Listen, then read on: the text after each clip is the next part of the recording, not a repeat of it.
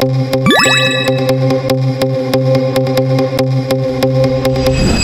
po mga Kalingap, welcome back to my channel po. So today po ay kasama natin si Kalingap Edu.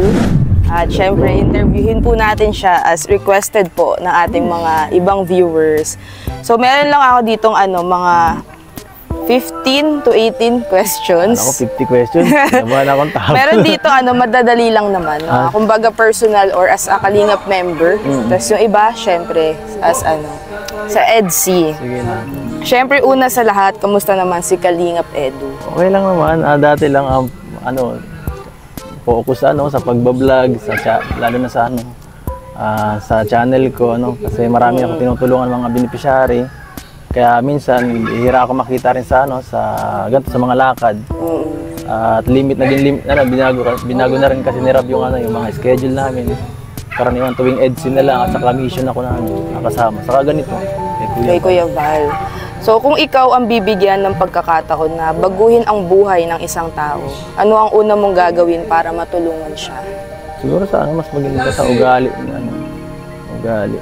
Kasi minsan yung may mga kahit talagang itulong ng isang tao. Oo. May mga tinutulungan tayo na kahit sobrang dami talaga minsan di na nila napapagpahalagaan minsan bilang tumutulong nakaka-disappoint sa atin na tumutulong sa kanila na makita silang gano'n. Kaya minsan yun talaga pinakaunang nililinis or ini-improve. Wow. So ano ang pinakamalaking sakripisyo na ginawa mo para sa pamilya mo at paano naapektuhan ang desisyon mo? Hirap ng mga tanong ito. Malalim yan. Malalim ng mga tanong Kalingap Ana. Pinagandaan natin yan. Alam ko yun sa paglipat ko ng trabaho dito sa Kalingap. Nung una kasi pandemic noon eh. Tapos nung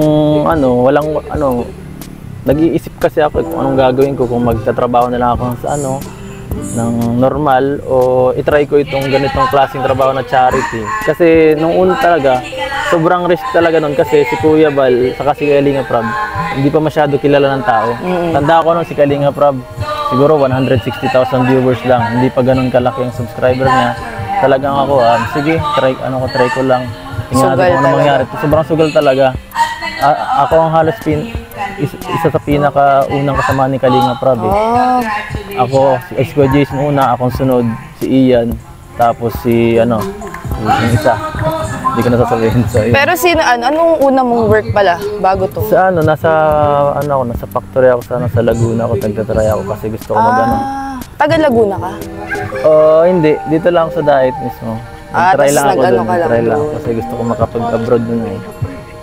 So eto Edu, kung makakapagbigay ka ng isang mensahe sa mga taong nahihirapan sa buhay, ano ito at bakit? Magtiwala ka lang sa Diyos. At mo lang yung sarili mo. I-apply mo, parang sundan mo lang ng sipag para mas tawag dito, i-apply mo yung hirap yung pagsisikap para maabot mo yung mga pangarap. So, pinaka-memorable na nagawa mo as Kalingap at bakit? Pinaka-mahirap. Pinaka-memorable. Memorable. Na nagawa mo as Kalingap. Kalingap. Pwede as a group or kahit basta, group. oo. Siguro nung dati, nung tumutulong kami nila Rob talaga, nung palagi kami nasa may dati talaga hindi ganito medyo malambot na nga ngayon ang pagtulong namin, hindi na ganun kahirap. Kasi dati talaga, nagbubundok nila Kalingap Rob. Sobrang sobrang nakakatakot, sobrang grabe yung talagang challenging. Oo. At grabe talaga yung sakripisyo. Yung mga ganung moments, hanggang ngayon naaalala ko yun. Minsan napaod kami sa bundok. Pagkaramdam namin, hindi na kami makakauwi. Ganun yun ang mga feeling na nun. Tapos minsan bangin pa namin. Talagang para kayo nag-hiking, ganun? Oo, ganun talaga. Yung mga bagay na hindi lang isa, marami talaga eh. Kasi sobrang dami mong mararanasan pag nagsama ka sa Kalingap, hindi lang. Tsaka kasi iba kasi dito probinsya, so mabundok, maputik, lahat, mapuno. Lahat ng mararanasan dito halos eh. Oo, parang akala mo pag probinsya, chill-chill lang. Sa atin as Kalingap, baliktad eh, no? Challenging. So, kamusta ang sitwasyon ngayon ng EDSI? Okay naman. Ano naman, mas nagiging ang closeness namin ni Biancy, mas nagiging matibay. Mas nagiging matured na kahit paano, mas natututo na siya sa ganun Sa rin social ako. media. So, ano namang masasabi mo sa blessings na dumadating kay Biancy, lalo na sa bahay niya?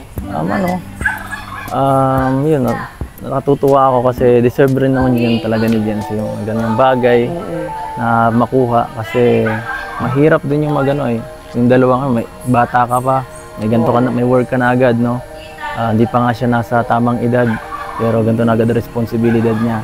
At halos siya na mismo ang tumatayo bilang Parang breadwinner siya. Breadwinner ng pamilya. At nakaka-proud yun dahil sa ganyang edad. Nagagawa niya to lahat, nakakapag-travel kung saan-saan.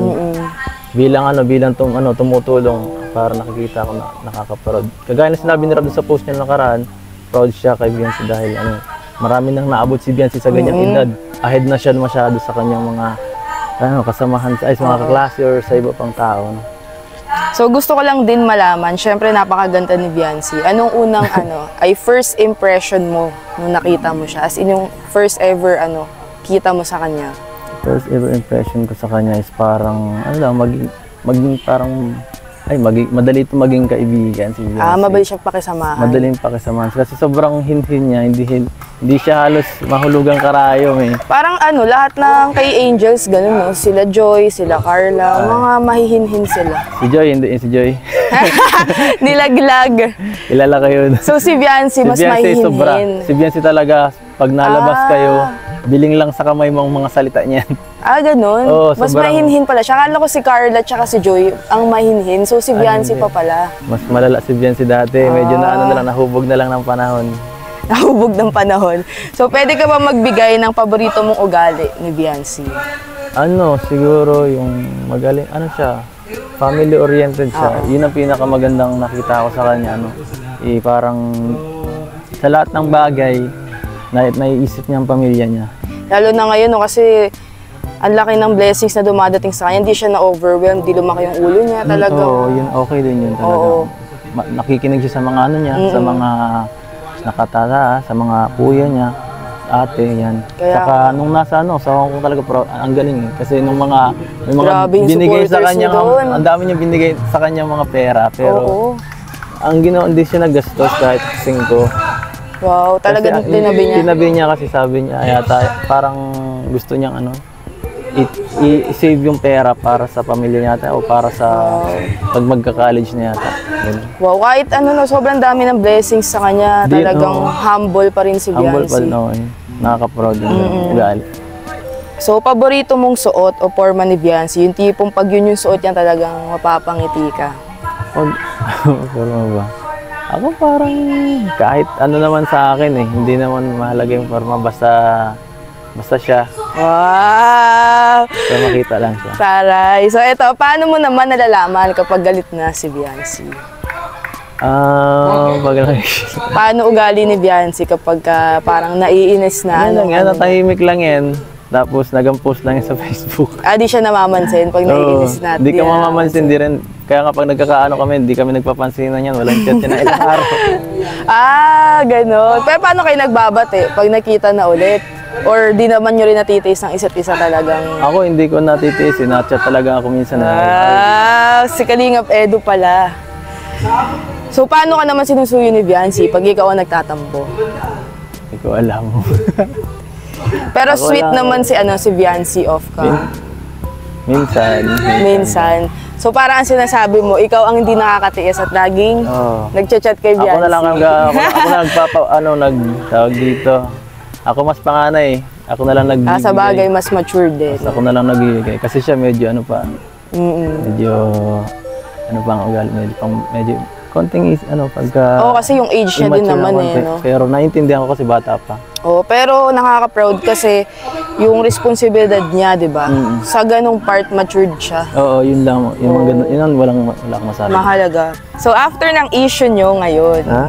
yung issue nyo ngayon, syempre, kamusta naman si Edu at Viancy after nung mga lumabas na issue, yan, yung mga, alam mo na, yung mga bashers dyan na nagsilabasan, na nagtutulak sa issue, na ganito, ganyan. Kamusta naman ang Edu at Viancy after ng mga yun? Wala naman, okay lang naman, dati lang naman. Di naman siya masyado,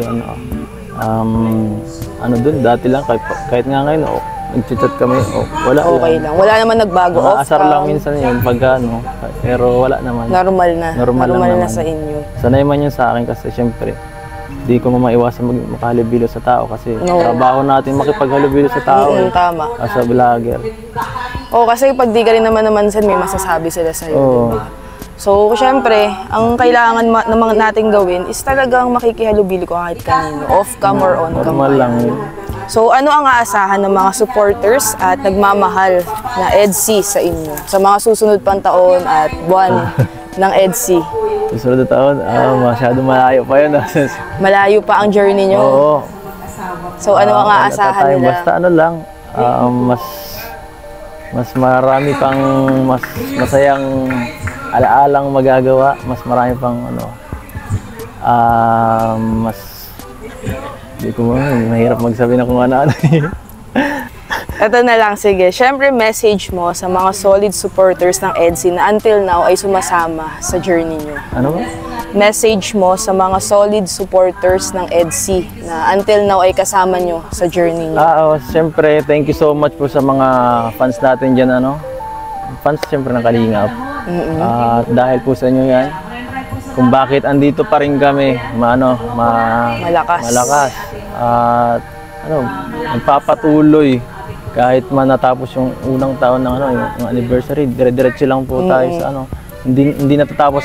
Ito ang pinakamatagal na na kapartner si Viancy, nakakatuwa dahil kala ko hindi tatagal ulit ng isang taon. Pero wala, malakas ang EDSI. Iba ang Matatag si EDSI. Viancy. Nakaya niya ng ugali ko. So lastly, complete the sentence. Viancy, sana. Si Viancy? Napaka-supportive. So sana magtagal pa at mas lumakas ang EDSI. Huwag susuko si Viancy siya sa mga pangarap. Siyempre, dito man ako Kalingap. Taga-Alalay. Kay Viancy. So yun lang. Thank you so much, Kalingap Edu. Ay, thank you Kalingap Hana. Thank you. Salamat. Thank you po. Parang naalala ko yung mga vlog ni Dan.